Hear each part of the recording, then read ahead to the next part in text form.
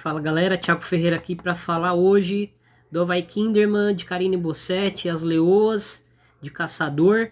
É uma equipe que a gente já teve, né, o prazer de assistir na Supercopa, já temos alguma noção do que esperar desse time. Acho que o Avaí Kinderman mostrou coisas interessantes, mas a gente vai se aprofundar um pouco mais nesse elenco e até em onde esse time pode chegar daqui a pouco. Primeiro, convido vocês para curtir, compartilhar, repassar esse vídeo para quem for torcedor do Avaí, para quem conhece a equipe do Kinderman em Caçador e para quem quiser também conhecer um pouco mais, debater, né, sobre os elencos aí e as equipes do futebol brasileiro, principalmente do Campeonato Brasileiro da Primeira Divisão de 2023. Bom, vamos lá. Vamos começar falando de quem saiu, né? A Mike Weber, goleira, saiu do time. A Ruth, zagueira barra lateral esquerda, saiu também do time. Débora Sorriso saiu do time. Camila Rieta também, ambas laterais esquerdas. Avançando um pouco no campo, chegando no meio campo, Luana Marques, uma meio campista que pode ser meia, pode ser volante, deixou a equipe. Vilma também se retirou da equipe, meia atacante. Já chegando nas laterais, Vitória Caíssa, Ariane e Pabi Sandoval também saíram, e muitas dessas jogadoras acabaram indo para o Bahia, né? Acho que é interessante esse movimento, essa leitura aí de mercado que o Bahia teve contra um concorrente direto, né, na minha opinião, para se manter na primeira divisão. Aí acho que o Bahia, já falei no vídeo sobre o Bahia, acredito que o Bahia, das equipes que vão brigar para não cair, e eu incluo o Bahia, eu acho que o Bahia é quem tem as melhores possibilidades de conseguir escapar do rebaixamento, e aí acredito que se conseguir vai ser roubando a vaga do Avaí Kinderman na primeira divisão. Acho que a equipe do Avaí é uma equipe competente, mas eu vejo um elenco ainda um pouco curto. Enfim, quem chega no elenco, vamos falar desse elenco aí.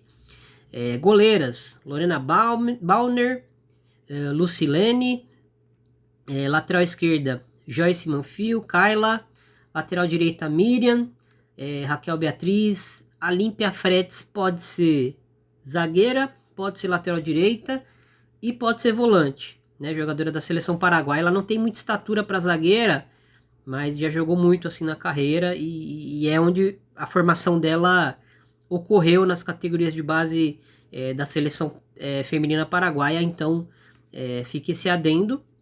A Vero Riveiros volta para a equipe mais uma vez, zagueira também paraguaia. Tem a chegada da Tainara Oliveira.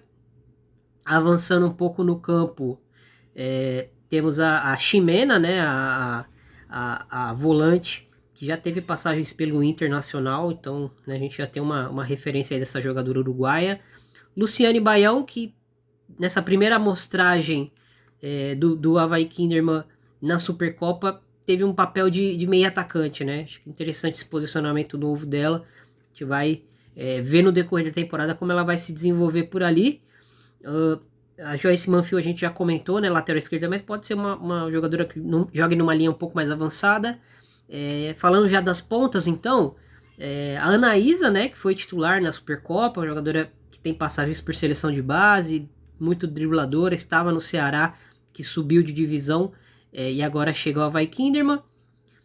Lourdes Gonzalez, uma ponta paraguaia que tem uma finalização muito forte, chega muito no ataque, muito rápida, é uma jogadora para atacar espaços longos muito interessante.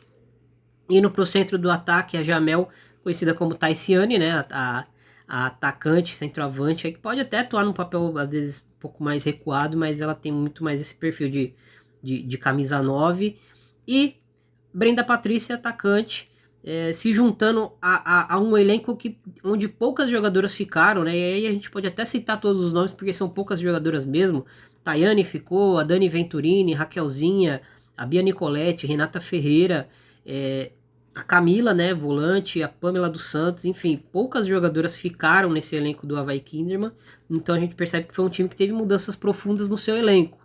E, consequentemente, no seu 11 inicial, né? E acho que a amostragem que o Avaí Kinderman trouxe na Supercopa Feminina contra o Real Brasília. Foi uma amostragem interessante de um time muito organizado defensivamente, que sabe muito bem o que fazer para anular o seu adversário e quando recupera a bola rapidamente sabe muito bem quem ativar na hora que deve ser ativado, né?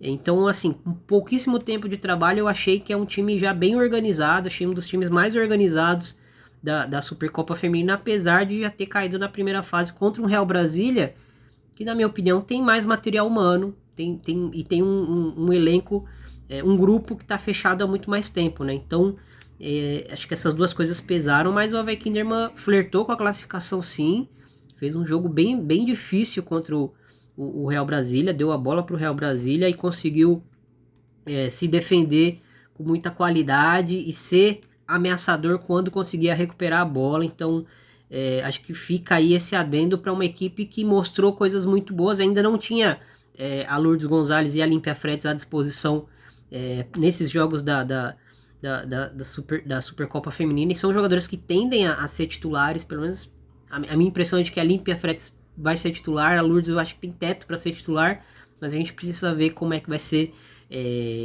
avaliada nos treinos, enfim, no dia a dia, aí já é mais com a Karine e não é mais com a gente. Mas enfim, achei uma equipe interessante. Eu acho muito difícil o Kinderman conseguir uma vaga de G8, tá? E não apenas por demérito do Kinderman, mas acho que os concorrentes têm mais material humano, né? A gente deu exemplo aqui do Real Brasília, mas acho que todas as equipes que eu vejo, na minha visão, né, brigando por G8, acho que tem mais elenco do que o Havaí Kinderman, principalmente mais elenco, né? Acho que o 11 inicial do Havaí é até um 11 interessante, competitivo, dentro de uma proposta de jogo que consiga anular o adversário defensivamente e atacar a profundidade com qualidade, mas olhando em qualidade de poder de decisão, jogadoras mesmo, né, capacidade individual de jogadoras, lastro de elenco, né, peças que vêm do banco e que você tem mais uma segurança de que vai ter uma resposta rápida e talvez até na altura da titular. Acho que o Havaí Kinderman deve um pouco nisso, é um elenco muito curto, muito reduzido, e minha questão com o Havaí se perde uma, duas, três jogadoras importantes no decorrer da temporada, e isso acaba acontecendo, né, com quase todas as equipes. Não sei se a reposição vai ser no mesmo nível. Todavia, é um time para a gente ficar de olho, um time que para quem gosta de propostas defensivas, de times organizados, reativos, né, é um prato cheio para quem gosta desse tipo de jogo, porque o Havaí não acho que se limita só a isso, e não vai se limitar só a isso, principalmente nos duelos de equipes que brigam para fugir do Z4, mas acho que contra as equipes de G8 o Havaí Kinderman vai conseguir roubar bastante ponto, e acredito eu que vai roubar mais pontos do que o Bahia, por exemplo, do que o Atlético Paranaense. Então a minha aposta é de que o Havaí não cai, mas também acho muito difícil o Havaí conseguir se classificar para G8, né? Então acho que ele vai ficar naquele meio termo ali, de não sofrer talvez tanto risco de rebaixamento, mas se frustrar por não conseguir passar para a próxima fase do Brasileirão. Mas aí uma análise prévia minha, só o campo vai dizer o que vai ser esse time da Karine Bossetti, as Leoas de Caçador. Enfim, gostou? Dá um joinha, curte, compartilha, repassa para frente. É muito importante isso pro meu trabalho, beleza? E pro trabalho do PFF também, porque estou compartilhando esse vídeo no meu canal e no canal do PFF. Então você esteja convidado para acompanhar ambos os canais de YouTube aí. Enfim, um grande abraço, valeu e até a próxima.